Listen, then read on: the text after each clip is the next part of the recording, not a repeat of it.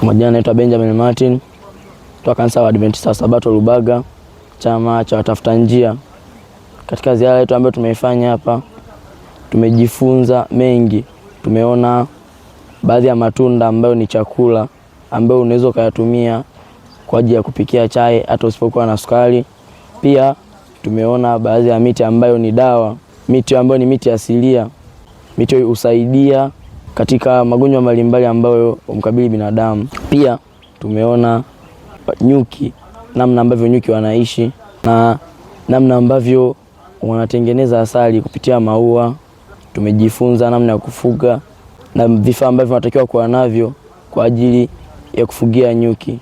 Kwa majina naitwa Safina Samuel Makindo, tumetokea kanisa Adventista Sabato Lubaga. Chama chetu ni Adventure. Leo tumejifunza bembea, tumecheza michezo mingi, tumejifunza nyuki, namna wanavyotoa asali na kupaa juu. Jina naitwa Clara Fadhili, natokea kanisa la Adventista wa Sabato Lubaga. Changu ni Adventure Club. Naona miti mingi, tumejifunza nishani ya nyuki, anavyotoa asali, anavyozaliana. Akimuma mtu ni dawa. Kwa jina anaitwa Master Guide Jackson Sadiki Mbura Mdoe. Niko kanisa la Lubaga Shinyanga, na tumekuja na vijana hapa Lubaga Forest, mahali ambapo ni mahali pazuri, pameandaliwa vizuri, miti imetunzwa, na tumekuja na kundi la vijana wadogo na vijana wakubwa. Tumekuja na wazazi pia.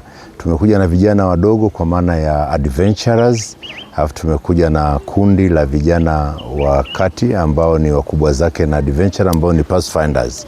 Lakini pia tumekuja na vijana wakubwa, young adult, pamoja na wazazi.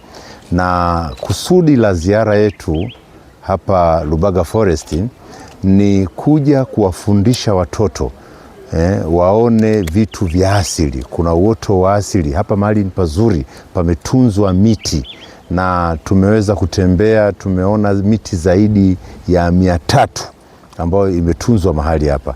Lakini wao pia wana nishani hizi za miti, wameweza kuona baadhi ya miti ambayo wanajifunza.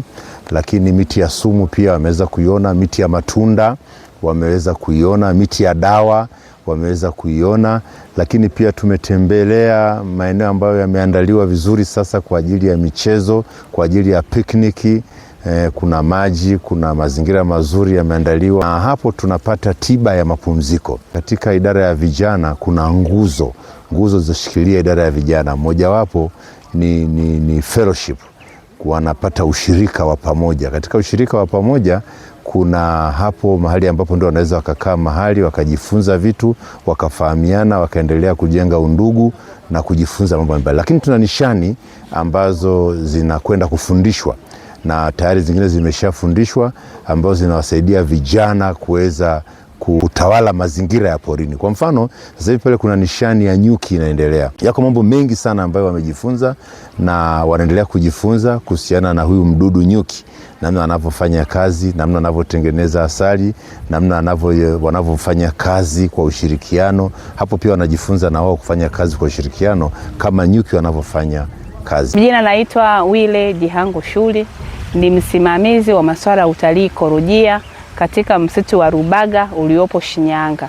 Msitu wetu tumeanzisha swala la masuala ya utalii ikolojia. Siku ya leo tumetembelewa na wageni takribani wako 90 ambao ni wa kanisa la Wasabato lililopo Lubaga. Wamekuja kwa ajili ya shughuli za kujifunza, shughuli ambazo tunashughulika nazo watu wa wakala huduma za misitu wilaya ya Shinyanga, ikiwemo wamejifunza masuala ya misitu, wamejifunza masuala ya miti dawa, ambao wameweza kupata elimu nzuri kabisa ambayo inahusiana na masuala ya miti dawa.